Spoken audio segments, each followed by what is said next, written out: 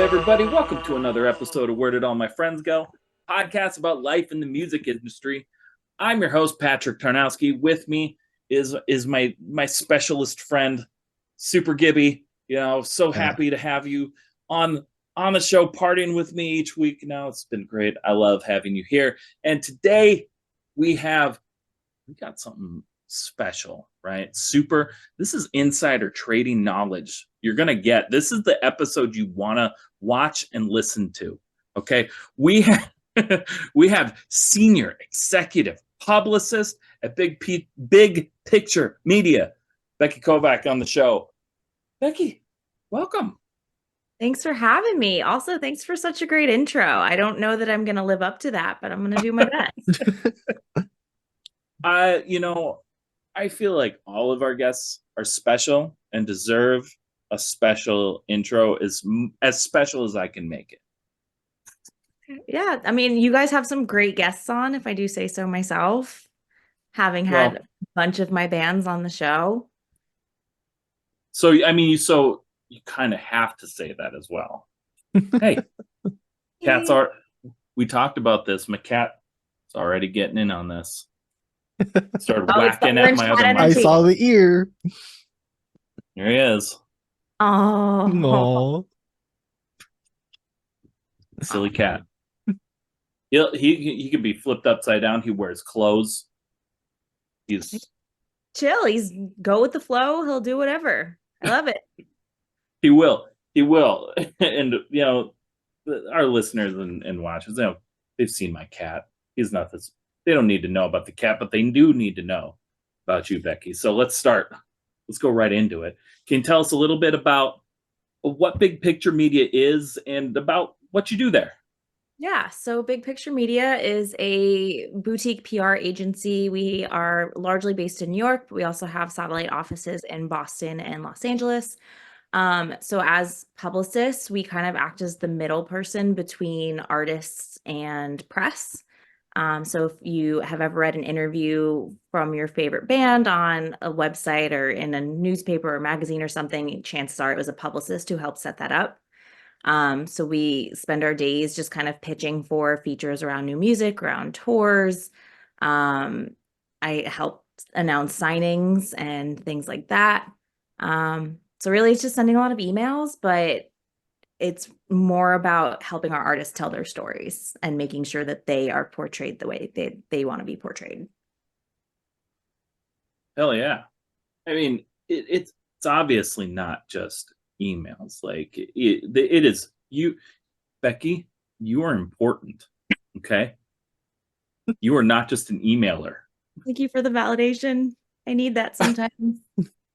It is a lot of sending emails. Like it's more office job than I think most people realize. Like I will send 400 emails a day sometimes, and that's just what it is. But we also then help coordinate all interviews if it's setting up a phone or a Zoom interview. Right. We help get approval on photo pass requests for shows. We invite people out to those shows. We set up press days and things like that. So we're on site for a lot of events as well.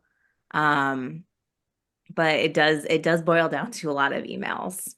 Well, and that's what a lot of behind the scenes stuff is. I mean, I do tons of emails as well. I mean, it's part of the not fun but fun part of it, because it's fun because you're building, and that's awesome. Yeah, and it's a lot of writing too. So like not just writing those emails, but writing press releases, writing those pitches. And for me, that's the fun part, because that's where I get to be most creative is writing my pitch or writing my press release and really kind of figuring out, well, what's my angle here? What is my personal connection to this artist and their story and their art? And how can I best portray that to others? Oh, yeah. I will say, as someone who has like most of our like working relationship has been basically through email, other than this, your like pitches are always like well written. Oh, thank you. Like yes, I've gotten some emails where just like, hey, we would like to be on the podcast. Could you make it happen? And then you were like giving like thorough explanations. I'm just like, I love these. I love getting emails from you. My thought process is, how is somebody supposed to say like, yes, I'd love to chat with this band, or yes, I'd love to cover this music, if they don't really know like what they're getting into or who this artist is. Mhm. Um, so even on pitches that I try to keep on the shorter side, I always still try to throw at least a little bit of information in. And at the very least, like what it is they have coming up that we want to talk about. I love that. I mean, like, that's one of my, and I agree. That's one of my favorite things that you do as well, is like, if it's somebody I haven't heard yet, it's like, what is there anything in particular you want us to talk about? Like that, it really helps us come up with questions and be able to give detailed, like actual questions, other than just like, so what kind of music do you like? What you do? Yeah, and I think that's another big thing that like as a publicist is so important, is to try and make it as easy as possible for the people that we're working with.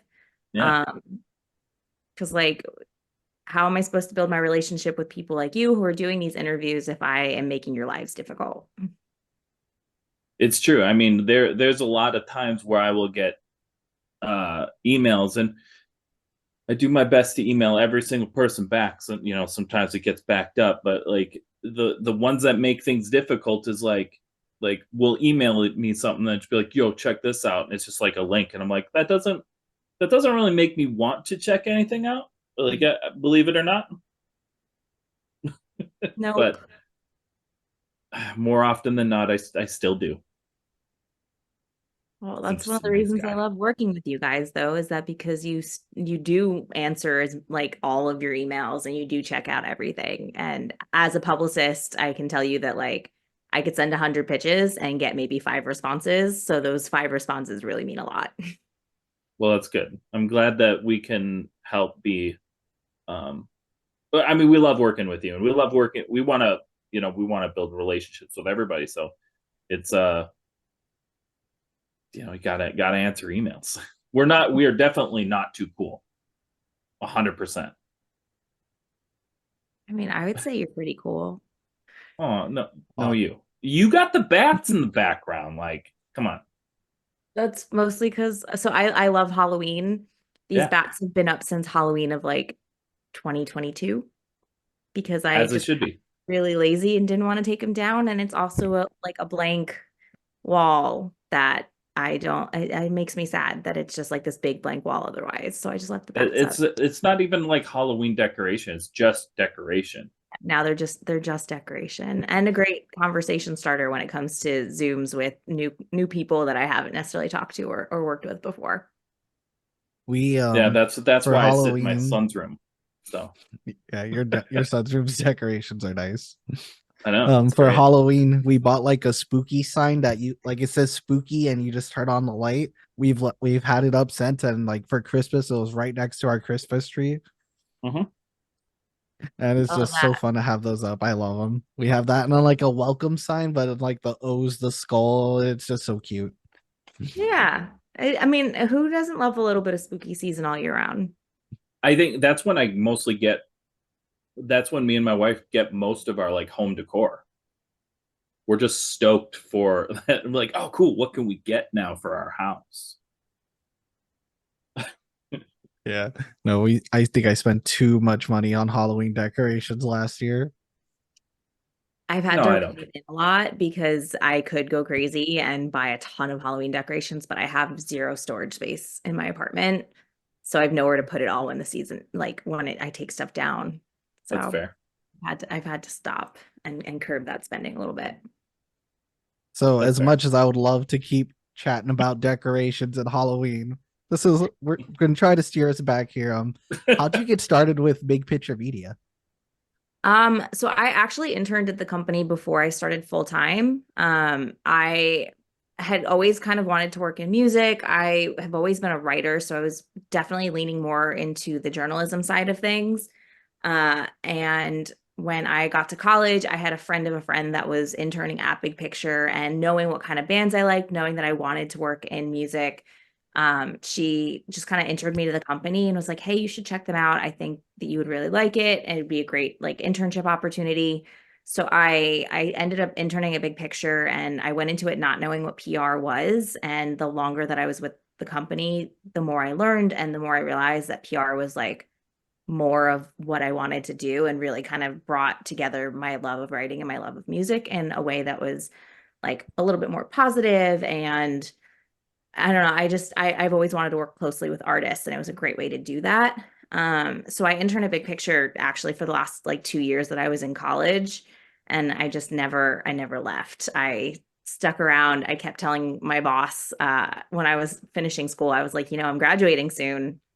You should hire me. Please hire me. Gonna Um, need me. yeah, and she likes to tell people that she chained me to a desk and wouldn't let me leave, but really I think I just refused to leave, and she eventually had no choice but to offer me a job.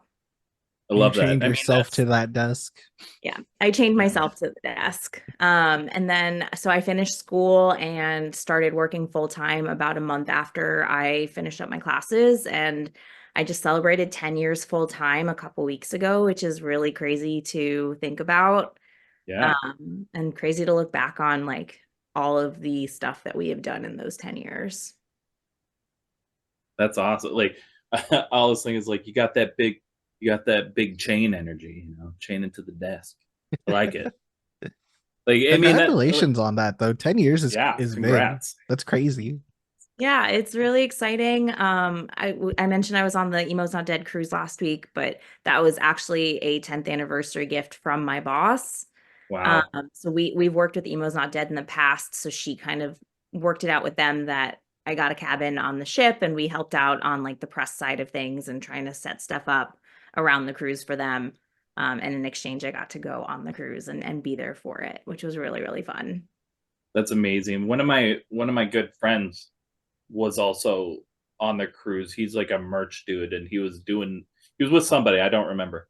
I didn't actually ask him, but um but it's funny because when we started this podcast, this like one of the main goals hasn't happened yet. It's a bucket list, but like Matt was is one of the people that like this trying to get as a guest this show was like based around. It was like always been a big fan of like just what he does and his humor and that how much he has built Yeah. for this scene. Like he has helped like with the huge resurgence that I think like pop punk and emo is seen. Yeah, the videos are so funny, and he's just like such a creative genius when it comes to the building of brand, Yeah, um, and all of the events and things that have come along with that. And it's just been very cool to watch it grow for the last few years. absolutely. Yeah, that's and so speaking of like emo's not dead and even just like when you're saying getting into this um like because big picture media is working with bands that you enjoy. What bands and artists inspired you growing up to want to work in the music industry? So I always pinpoint a very specific memory when someone asks me a question like that. And for me, the first time I ever saw Yellow Card play a club show was when I was 15. They opened for Blue October. Um, and they've been my favorite band since I was very young, like since Ocean Ave came out. Um, and that was the first time that I'd gotten to see them in like a club setting. And it was just so cool to see how excited the people in the room were and the energy that comes from live music. And that's very much like the moment that I said, I want to be a part of this. I want to be involved in this forever. Um, so yeah, that's like the main thing that I was like, I'm gonna work in music. Oh Um, yeah. Beyond that, I've been listening to Bayside since around that time as well. I've always loved them, and they're one of those bands that like has gotten me through such like tough times. Mhm. And knowing like the power of music to do that, and how it is such a lifeline for so many people, is just like such a powerful thing to think about. So I would say like those are the two bands that really kind of like catapulted me into wanting to do something like this. Yeah, I mean, Bayside and Yellow Card. I mean, those are some top tier bands. So, like that makes sense. I love them. Like I think, like looking back, it's one of the bands that always brings me back to feelings. Is Jimmy Eat World. I always go back to them. Yeah, I don't listen to them often, like anymore. Not as much as I should, I think is the thing. They're But still good music. they're so good. So good. No. I mean, they're perfect. But when I think of Jimmy Eat World, I always remember bringing back, like I always would tell people, like when I want to feel feelings, I'll listen to Jimmy Eat World. And I feel like they're that band to me that they make me feel feelings all over. Yeah, that's a very accurate description of Jimmy Eat World. But Gibby, what band makes you feel feelings? Oh, it's funny you say that because that was actually going to be the subject of my next question. Man, I So didn't even do that on purpose. one of my absolute favorite bands is Motion City Soundtrack. And while doing my snooping and searching, I saw that you worked with them. And I love that. I think that's so cool. And I actually was gonna ask, what was what was a band that was like so mind blowing for you to work with? You're like, oh my god, this is happening! Boom, like brain explosion. I consider myself to be very lucky because a lot of the bands that I have worked with over the years have been artists that I grew up with and were such a huge part of my musical like upbringing and what I loved and what I still love. Um, so working with like Bayside is one of those like, wow, I can't believe this is happening moments. Motion City Soundtrack is another. I have worked with Cartel a little bit, which is incredible. The Early November, Senses Fail, like these are all bands that I loved so much and were such a part of my formative years. And having the ability to play even the smallest part in their stories has been such like a cool and like mind-blowing thing for me. That's awesome. So I have like it's a very quick story, but like since you like anytime Senses Fail gets brought up, it brings me into this space of when I was, I early 20s. I had this super janky car. It was garbage. My brother told, like, at one point in time, he's a mechanic, told me that this car was so bad, like, that he wouldn't let me drive it home from where I brought it to get an oil changed because it was going to split in half. Like, legit, at any point in time, it was going to break in half. And I drove this car forever. But that's not the story. I took this car on a 14-hour drive to Canada to see this girl, and it was a special. I was very excited to go do this, and this car didn't have a radio. It didn't work, but it had like the lighter, like the thing, and so I plugged in like a lighter plug-in thing so you could plug things into it, and so I bought a boombox, like a CD player, because this was old, this was a while ago, okay, when you still had boom boxes. Uh-huh. And so we had a boom box, but we forgot to bring CDs, and the only CD I had was Senses Fail. And so for 14 hours, On we loop. listened to Senses Fail over and over and over again. Which and record?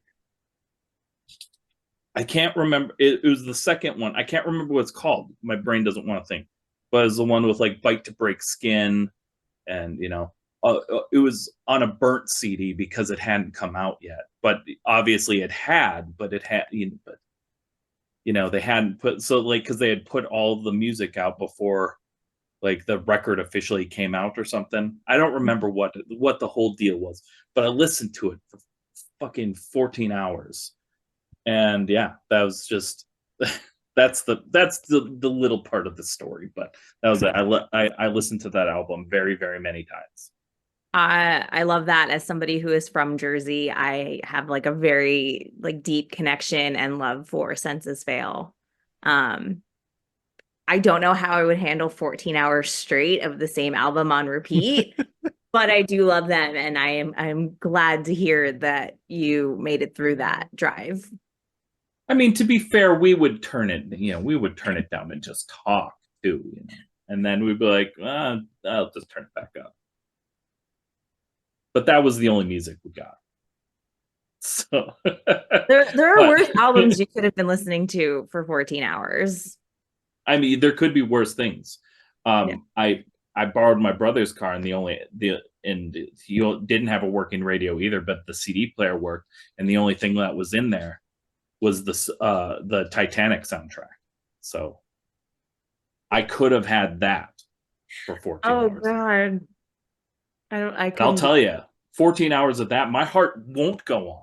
Okay, it'll be done. Be done with music.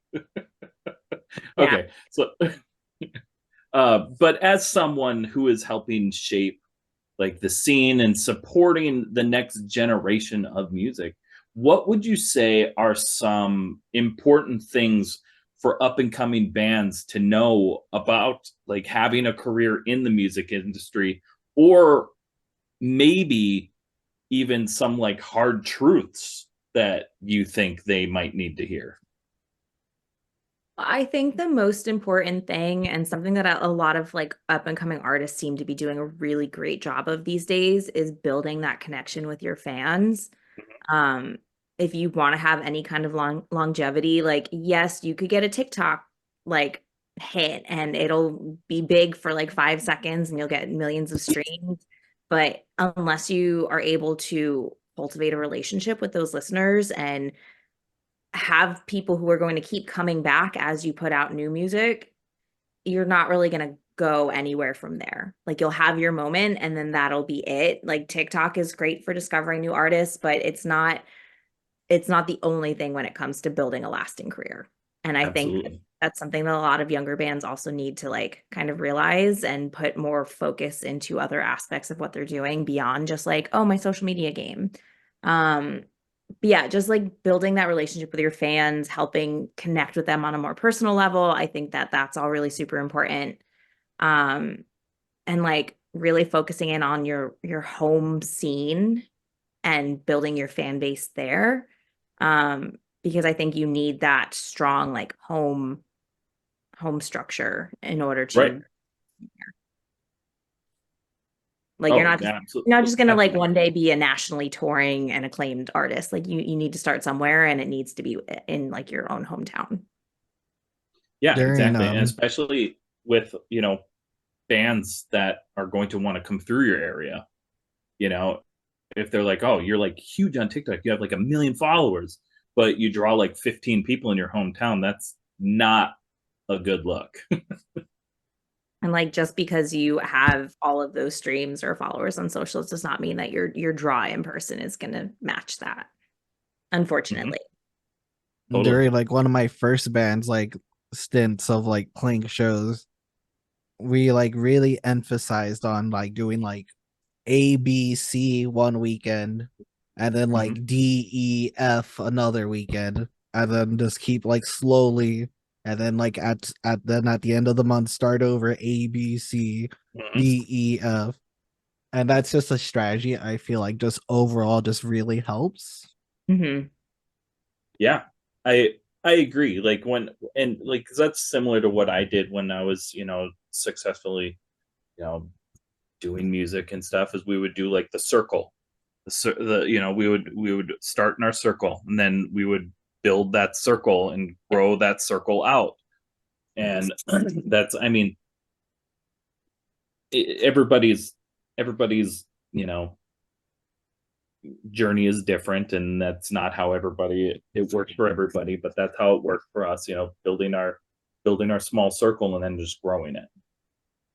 And that is very true that everybody's journey is different, and like it's not always great to like look at other artists and say, well, they're doing it this way and it's working. Mhm. It won't, like, just because it works for them doesn't mean it'll work for you. So it's a lot of trial and error and a lot of trying different things until Yeah. you find like your niche and what fits your band. Mhm. Absolutely. So during my research, I found this quote from you that I just really wanted to share because I feel like it's just like the same value that Unsigned Pop Punk was found on.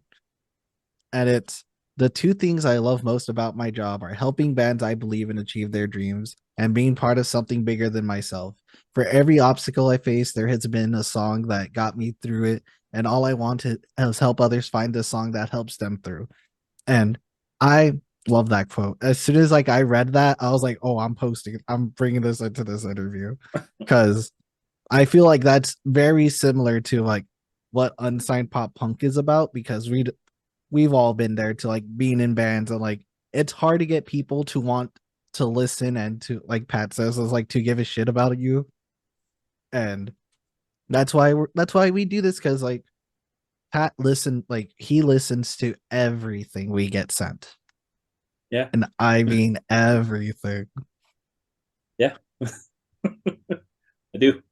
I have quite the submission backup currently, actually. Oh, I can only imagine. Yeah, it is. Well, it's been busy. Me and Gibby have been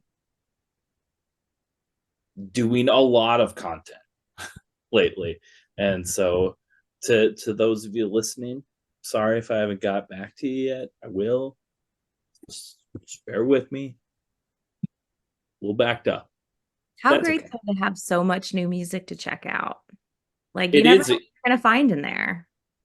It's true. And anytime, and Gibby can attest to this, and Matt can attest to this if Matt's listening. Like when I find things, I send them over. I'm like, yo, check this out. This is sweet, or check this out. You gotta check it out. Either way. There's lots of things. There's lots of cool. There's lots of people are doing lots of cool things. It's interesting. It's a wild time. Like I said earlier, I think like that we're coming up to working with 3,000 different bands in just this music scene alone. Like 3,000. That's That wild. is fucking nuts. Like that is so many in like 3,000 because I keep spreadsheet. One of the things I'm very proud of. So since I started Unsigned Pop Punk, I kept track of every single band that came through our doors. And like that is 3,000 different band. I mean, it could be like people, in the sum of the different bands, but they are different 3,000 different band names that have come through that door. And it's just nuts. That's It's very nuts to cool. think about. That Yeah, that is I there's like that to much take a music. gander at that master list he has, and I get so overwhelmed looking at it. I'm like, I don't know how he does this. It's a lot. It's a lot. But that's why I need help, and that's why we got Gibby is like fucking awesome, comes up with ideas all the time for content, because to do for all of us to do this and to do this successfully, we all got to work together, and it's a huge team effort. Like working with you, Becky, to like working with artists, and I mean it's a huge undertaking that we're all doing together, and it's awesome, fucking cool to be a part of it. That's how I feel every single day. I just am happy to be here. I'm just totally, and me too, just freaking happy to be here. And with that, being happy to be here, we have one more question before we go to a quick break. And that's just if you could give our listeners a piece of advice that now that you wish you knew when you were first starting your journey, what would that be? That's a great question. So I guess I have two pieces of advice. Let's go. I love it. One is like my go-to, like whenever somebody asks me like what should I know about working in music, and the other is more of like I wish I'd known this when I was starting. So Totally. the first one is just find what you're passionate about and be unashamedly passionate about it. Like when it comes to working in music, if you don't love what you do, every day is going to be tough. And it's so important to find that thing, that niche, that one part of the industry that like you are excited about and that you can excel in. And the more passionate that you are about something, the more other people around you are going to take notice of that. So just be passionate. That's so important. And then the other piece of advice I have is to take care of yourself, because the music industry is a very tough industry and it's very easy to burn out and just like fall into very bad like habits and not taking care of yourself. And it can be like mentally taxing if you're Oh, not totally. taking care of yourself physically and mentally. So just like recognizing signs of that in yourself, taking like stock of your physical health and well-being as you go along, and just like taking breaks when you need it and stepping back from things when you need to, and having boundaries of some sort to protect yourself from like letting other people take advantage of you and things like that. And just like make sure you sleep. When I was first starting out, I was just so excited about my job, and like I still am, but I wasn't very good about recognizing like, okay, I'm tired and I need to step back a little bit. So I Mhm. just like would run myself down and then be sick forever because I was not sleeping enough or not eating properly or drinking enough water or whatever, because I was just so like tunnel vision focused on what I was doing. Yeah, just hyper focused. Yeah. So it can be tough, but just like taking care of yourself is the most important thing I can say to anybody looking to work in music. Yeah. Yeah. And like, we talk about this a lot on the show, but like honestly, like the music entertainment industry in general is one of the hardest careers you could decide you want to just try to go into. Like being a band, like, or a musical artist, it's not just like easy, and nobody will tell you it is. uh it's There's so much you have to do, and even and especially now, I think is I mean, it's always been difficult, but now to where you are expected to have every social media, to um be a fucking king or queen on every social media. You are expected to be the best of the best at all times, in order to get noticed. It's tough. It's very, very difficult and draining, like trying to come up with content multiple times a day. Yeah. You're not just an artist anymore. You are a content creator. Yeah, it's tough. And so being able to, step back and like realizing that, you know what? It's okay if you don't fucking post anything today or tomorrow or for a week. That's okay. The people aren't going to go away. They're not going to give up on you if you take a break. Yep. And especially with something like TikTok, that is also especially okay because they're not typically returning fans on TikTok. That's what your other socials are for. Like TikTok is all new people constantly. You're running the gambit trying to find new people. So, if you don't post three videos today, that's okay. That's okay. Those new people will be there tomorrow. Yeah. 100%. Yeah. I mean, it's tough. It's a tough game out there. Just take care of yourself, because you can't create content, you can't create music if you're exhausted and unhappy because you're exhausted. Yeah. Yeah. Nothing's going to happen if you are not in the right like state of being for it. Yeah. I mean, absolutely. I don't know. I don't know. there we could go on with that sort of stuff for a very long time, and so we're not going to right now. And so with that, we're going to take a quick break, and we'll be right back with our next segment. What's up, friends? We're super stoked to tell you that we just partnered with GFUEL, and let me tell you, there is no more pop punk beverage on the market right now than GFUEL. GFUEL keeps you energized, focused, and hydrated. If you go to gfuel.com right now and use code Unsigned Pop Punk, you're gonna save 20% off your entire order. You can get it in the tub form and have 40 freaking servings of flavors like Rick and Morty's Unstable Portal Fluid, which is a delicious strawberry limeade, or get something in the can form like Sonic's Peach Rings or Crash Bandicoot's Wumpa Fruit. Go to gfuel.com and check it out for yourself. Let us know what your favorite flavor is. And once again, don't forget to use our code Unsigned Pop Punk to save 20%. It's a heck of a deal, man. And we're back. Thanks so much for sticking around. We're hopping into our next segment, Food for Thought. So, Becky, you mentioned it earlier. You're from Jersey. And when I was trying to do research, I was scrolling Google, Reddit, and two dishes kept coming up that I want to talk about. I want to know what disco fries are and what pork rolls are. Oh my God. Okay. So disco fries, it's a very diner thing. It is French fries with gravy and cheese on top. Isn't that poutine? Poutine is cheese curds. Okay. This is just gravy and cheese. Yes. Oh, okay.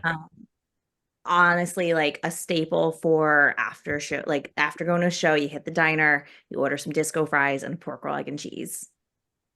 Oh, it's pork roll, egg and cheese. It's not just pork rolls. Pork roll is it's very similar to like Taylor ham or Canadian bacon. Well, actually, no. Taylor ham is a brand of pork roll. Okay, yes. And there's a huge divide in the state of like if you call it Taylor ham or if you call it pork roll. And I go back. I think I actually have talked to somebody about that debate. It's very Jersey, and it's a big fight, and it usually divides the state into like North Jersey calls it one thing, South Jersey calls it the other. I am from Central Jersey, which a lot of people will say does not exist, but it absolutely does. Okay. So I kind of alternate between the two. And we'll call it Taylor ham sometimes, or sometimes I'll call it pork roll, but it's very similar to like Canadian Depends on like what side of what, like if you go a little this way in Central Jersey, you know, depending on. Yes, and like depending on who I'm around and what the people around me are calling it, I can fall in line either way. But it's very similar to Canadian bacon, not quite as like lean, but like a round like disc of. Okay. So being in central Jersey, you're not gonna fight about it. Nah. The only thing I will like fight about is the fact that Central Jersey exists, because if you ask other people in my state, a lot of them will tell you that it's not real and that there's only North and South Jersey. That's fair. I mean, yeah. Geographically speaking, though, there is a center of the state. Yeah. So, oh, I mean, that's look.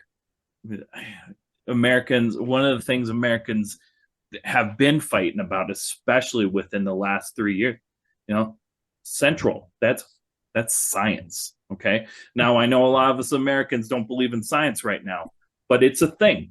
Okay. And the center of a state is a thing. It is. That's just science and geography, you know. Yep.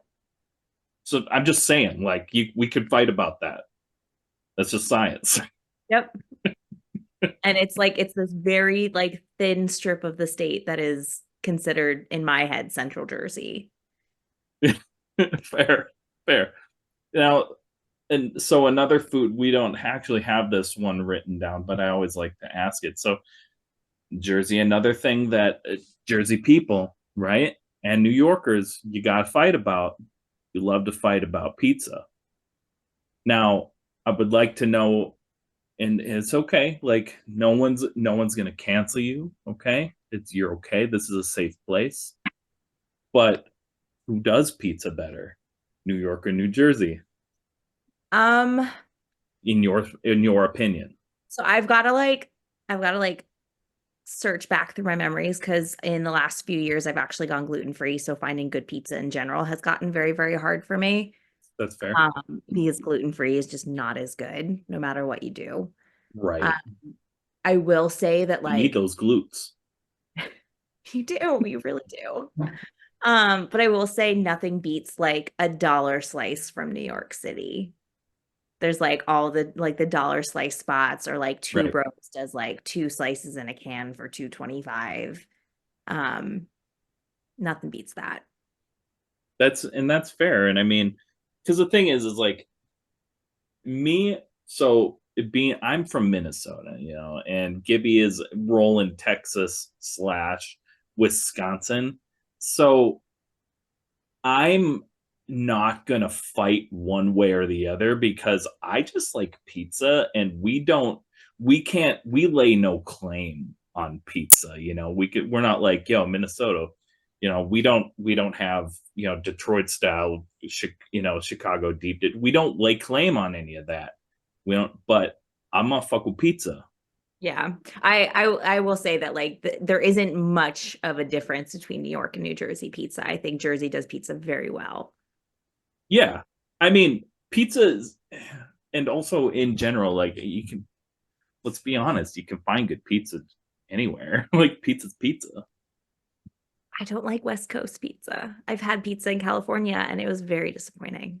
Also, I Really? don't I don't fuck with deep dish, like Chicago Oh, style.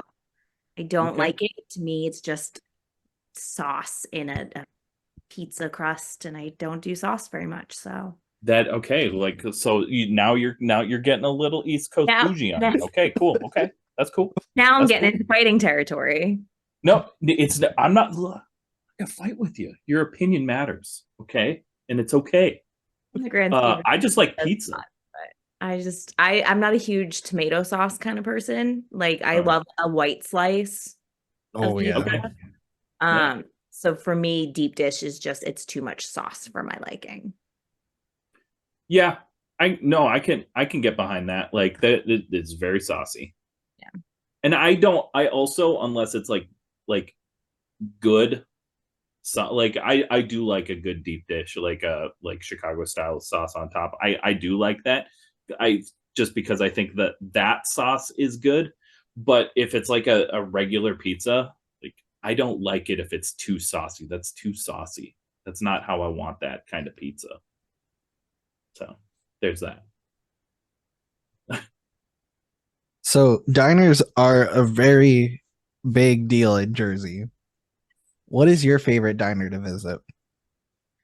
Um, so my favorite diner is this like place that's been open near my hometown forever. It's called Menlo Diner. I think it actually just recently like shut down or sold or something, but for No. as long as like I can remember, that was always the go-to place. And it was great because it was open 24/7. So I'd go to shows at Starland Ballroom in Sayreville, and then on my way home, we'd stop at Menlo Diner and grab our bacon, egg, and cheese or pork roll, egg, and cheese on a roll and our disco fries. So just like lots of great memories of that particular place. Yeah, like I feel like, especially in just nowadays, like a good diner is kind of hard to find. Like, I mean, I don't know what it's like over on the East Coast, but like West Coast, like we just have like chain diners almost, like fucking Perkins. Mhm. It's even hard to find like a chain diner almost anymore. Like a lot of them just gone away. Like other than like the bigger kind of named ones, but we don't even have Perkins hardly anymore.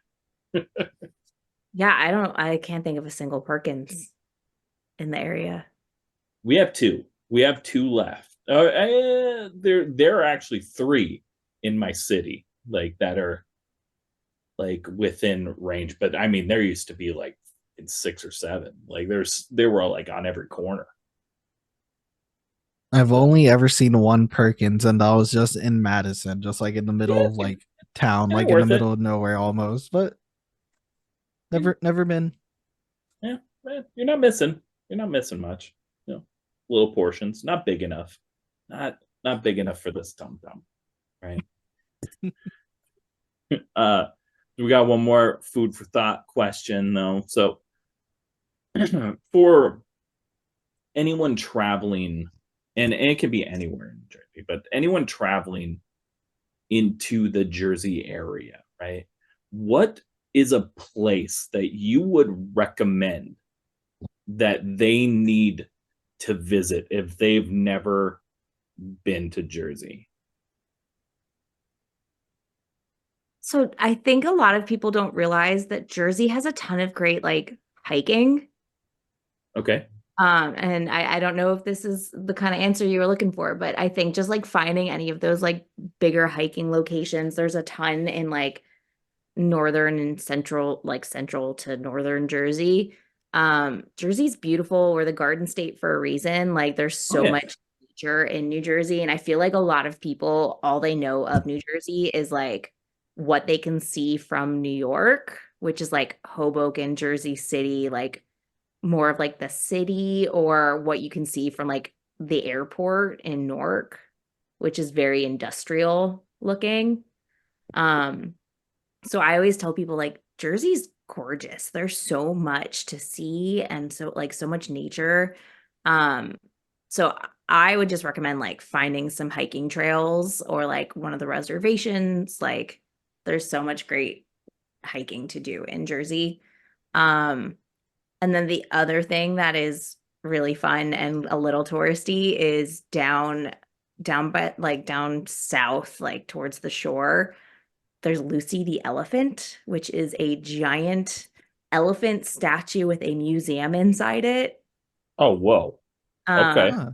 which is just like one of those weird, like, oh, why is this here?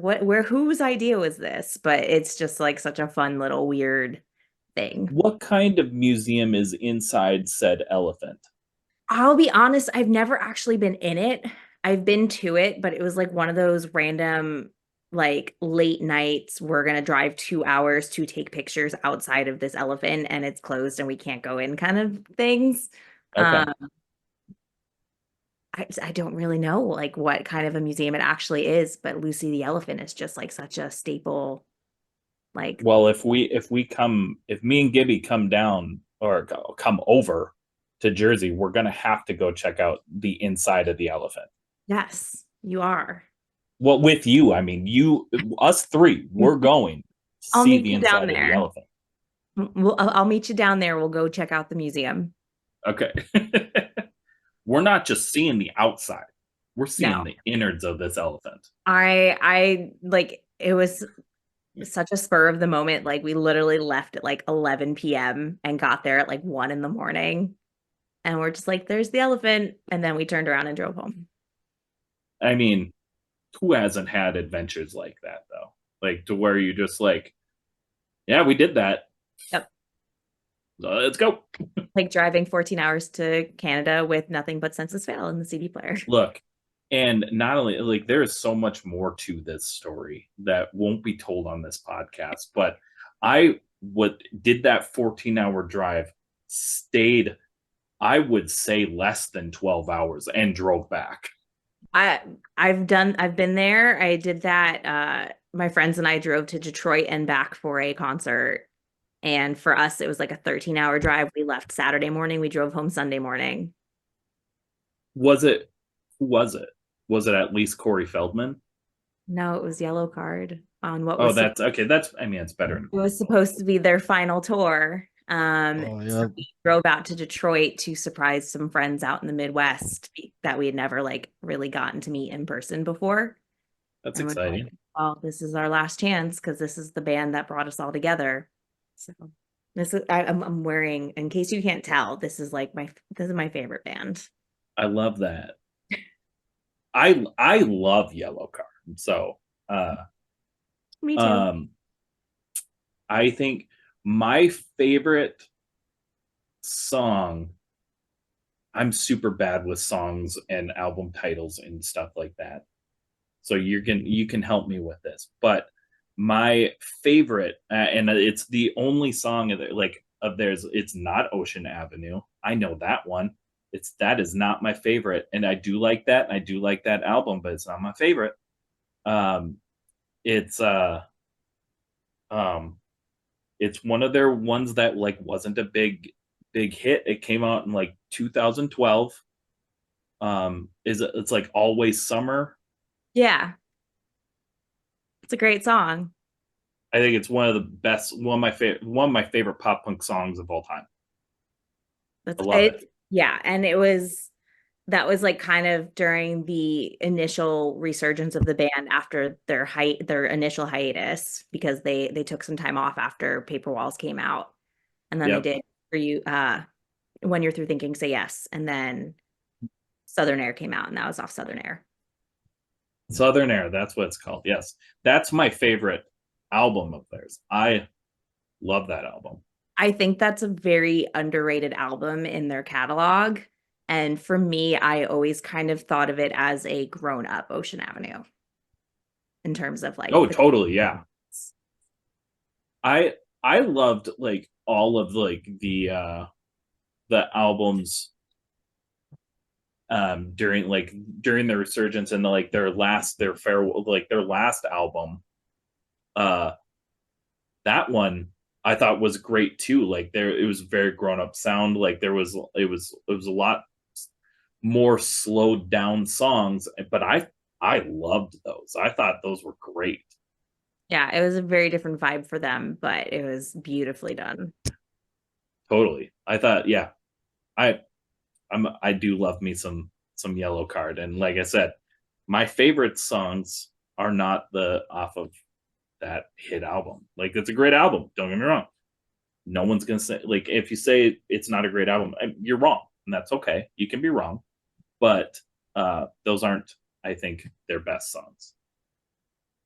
So I think my favorite Yellow Card song, I don't remember what album it's off of, but it's a Sing For Me. yeah, That was When You're Through Thinking, Say Yes. Yeah, no. Sing For Me. Now I'm gonna get myself confused. I think it's either When You're Through Thinking or Southern Air. Yeah, well, I mean, me and Gibby especially are both sitting on the computers. We could just look. I'm looking right now. Okay. When You're Through Thinking, Say Yes. Yeah. So many good Yellow. There's a lot of albums at this point, and some of it kind of starts to blur together a little. It's true. And like I said, being a person like that is not the best with song titles and album names. Like Paper Walls, love that album too. That is another one that I very firmly am like in favor of, and I think that more people need to listen to it, and did not give it deserved when it came out. I think Lights and Sounds, that is an album, right? That's the one of the albums, not just the song. Okay. That's okay. Trying to remember. That was the one that at younger me was like, what the frick is this? I don't like this. They went weird with this one, but it's awesome now as an adult. It's so good. It's such a great record, and it's such a shame that it came out when it did, because that album turned so many people who were like fans of Ocean Avenue away because it was so different, and then they never gave Paper Walls a chance because of it. And both of those are two records that I 100% like always tell people, no, they're amazing. You just needed to listen to it in a different context. Yeah, we needed to grow up. Yeah. And realize that your favorite band isn't always going to sound the same or the way that you want them to sound. And Yellow Card is like, they're like they paved the way for not sounding the same, because they did so many different things. Yeah, like most of their albums do not sound the same from one to the other. Nope. And I like that for them. I like that with them. I don't like that with everybody, but I like it with them. That's fair. Because there are some bands I'm like, hey, stay in your lane. Stop it. Get back, come back. Like, I'm gonna say right now, and I'm gonna say it, and I'm gonna mean it. Fall Out Boy, I still don't know if I forgive you. Still, I said it on the last podcast, or not the last one. I said it on a podcast before. I don't know if I'm ready to give my heart back to them yet because they hurt me. I didn't love Mania. That was I don't know many who did. that was the one. I have one of my coworkers will tell you that Mania had some bops on it, and maybe it does, but I don't remember much of that record, and I haven't really gone back to it much because of that. I will say though, I think Fully Ado is their best album, and I don't know that I love that album very much. Very good. I think it was after, I think Folie à Deux was kind of like the last one before they they just started hurting me. Like it's like a bad breakup. Incredible though.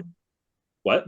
The comeback album, Dave Rock and Roll, is incredible. It's so good. Don't get me wrong, it's great, but I don't know if I'm ready to forgive them yet. They hurt me. It's a bad breakup. I get it. I've been there. It hurt a lot, and I want to believe that they still love me, and they truly want to come back to me. The new albums, So Much for Stardust. Yeah, that one's really good. No, it's beautiful. It's everything I wanted it to be. Yeah, and I hope our relationship can begin anew. Yeah, and I think that might be the starting point of squashing this beef. It's true. Okay, gosh. Okay, we got way off for a while now. And I'm so happy for it. So thank you for going down that journey with me, Becky. Listen, you get me started talking about Yellow Card, there will be no stopping. So thank you for indulging me in that. It was my pleasure. I was there for it. I was like, take my hand, let's go on this journey for a bit. So I've been staring at this Lucy the elephant statue. It's crazy how big it is. Yeah, you literally go into the elephant. I mean, I would Gibby, like, I haven't looked at it. I would fucking assume that it's big. I did not think it was going to be 6 stories. I figured it was going to be like a little hall and not like a couple rooms, but it is 6 stories. Yeah. Lucy the elephant. Crazy. We're gonna go. We're gonna go on this. We're all gonna see this together. It's a thing we're gonna do. But Gibby, we need to get back because it's time. It's time for rapid fire questions. Friendships will be tested. Rapid fire questions. So you're gonna speak from the heart. Okay. You're gonna shoot from the hip. Whatever comes to your head, your heart. Oh no. Just trust yourself. All right, you ready for this? I hope so. You got it. I have faith in you. Monster Energy or Rockstar? Neither. Neither is also a valid answer. That is a good. That's valid. I don't really do energy drinks. It's not my vibe. So you actually, funny enough, you actually would have answered this correct. For when I originally wrote this question, and for I think whatever, like 5 or 6 episodes of season 4, it was Monster Energy or nothing. Okay, nothing. That's so you had it. Yeah. So you were right all along. I knew. You did. All right. Pop punk or emo? Shit. Can I say both? No. That is the only thing I refuse. No, you can say both. You're fine.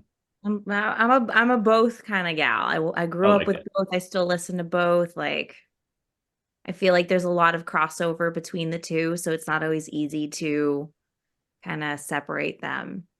Absolutely. Totally. And like I like this version of like this question is because like what is emo to somebody is also pop punk to another person. Yep. It doesn't. So whatever your answer is correct. And It's then fine. you get those people, those like emo purists that talk about like the original emo scene and Rites of Spring and DC and how Midwest emo isn't actually emo. And Oh, I know. Yeah, I know. Totally. Sunny day real estate or nothing, man.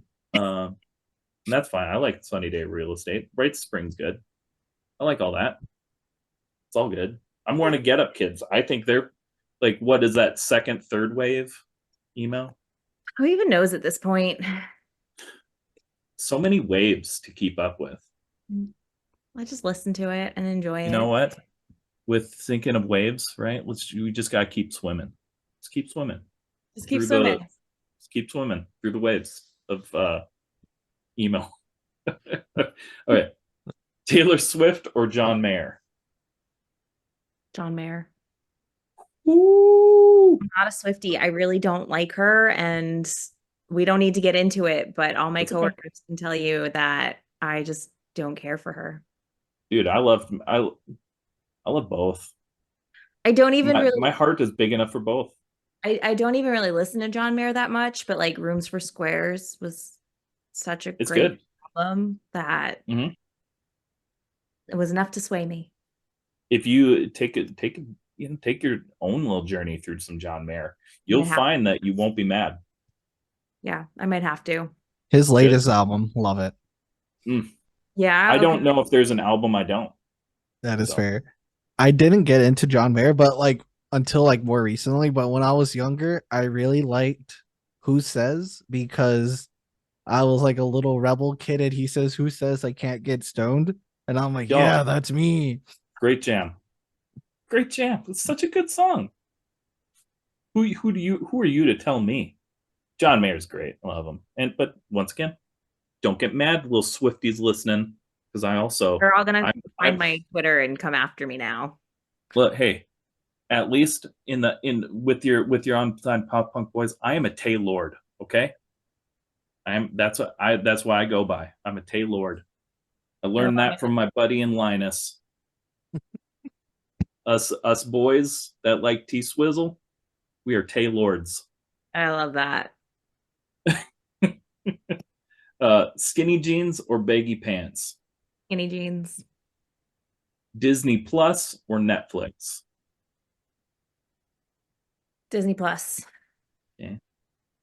This is going to be easy because you already have answered it. Stuffed crust or deep dish pizza? Stuffed crust. Although truthfully, I like a thin crust best.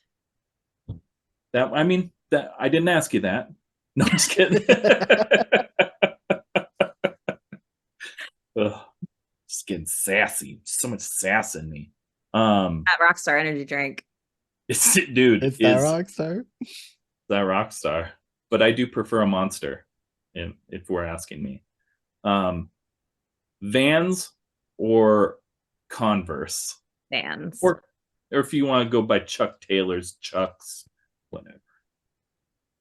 100%. That is still very salty about that. I'm very salty about that. So one episode we had like a couple of younger people, and Pat said Vans or Chuck Taylors, and they had no idea what Chuck Taylors were. So I had to say Converse.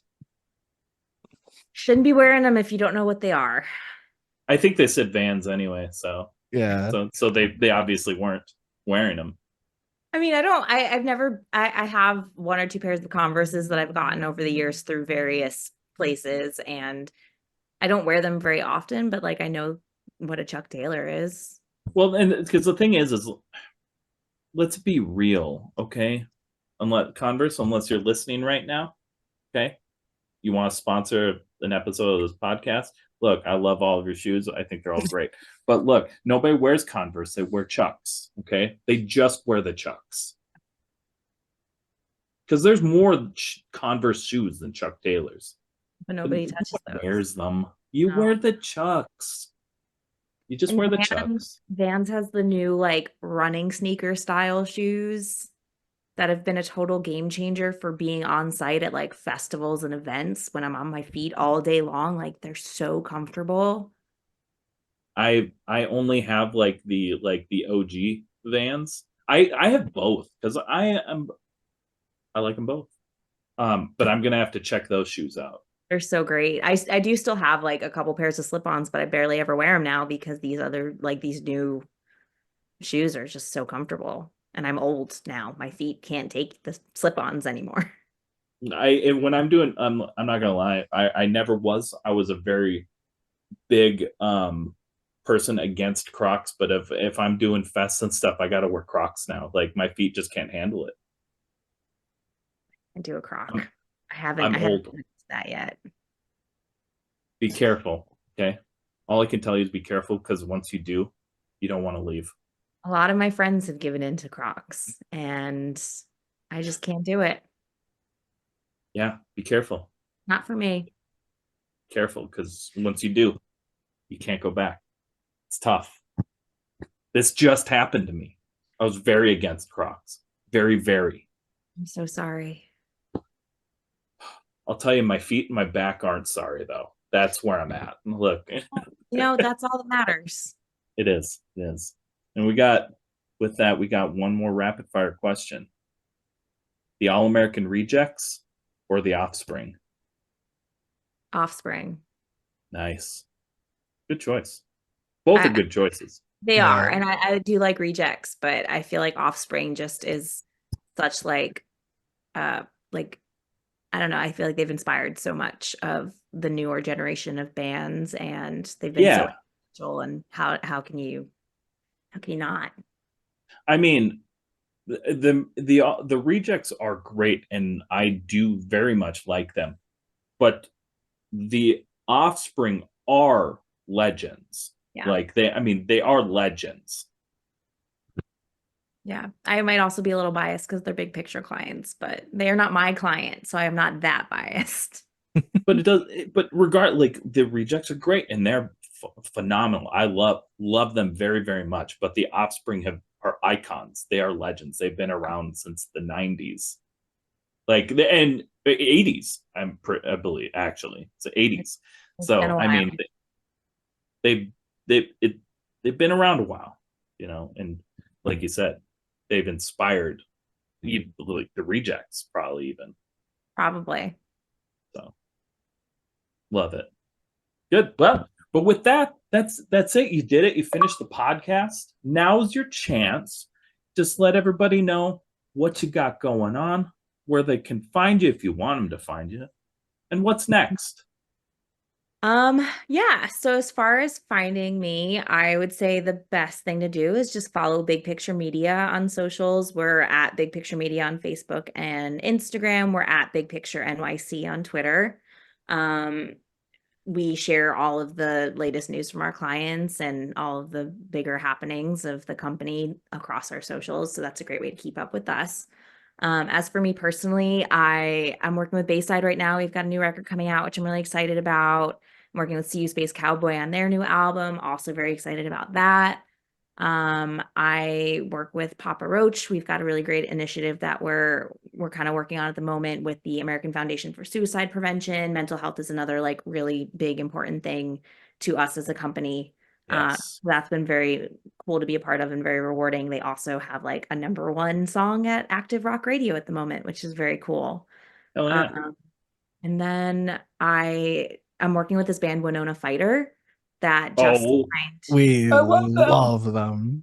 I love them so much. I do not shut up about this band, and everyone's probably sick of hearing me talk about them, but they popped up on my Spotify Discover Weekly last year, like randomly I was listening, and I just fell in love, and I have been hounding management ever since then because I just wanted to work with this band, and it finally came together. We just announced that they signed to Rise Records, just put out a new song music video today. It's amazing. Already listened to it many times. They're playing our showcase at South by next week, so I'm like really stoked just to watch them play as many sets as possible next week while I'm in Texas. But they're on tour with Bayside this spring as well, and I very much feel like this band is like a huge part of the future of like the punk scene.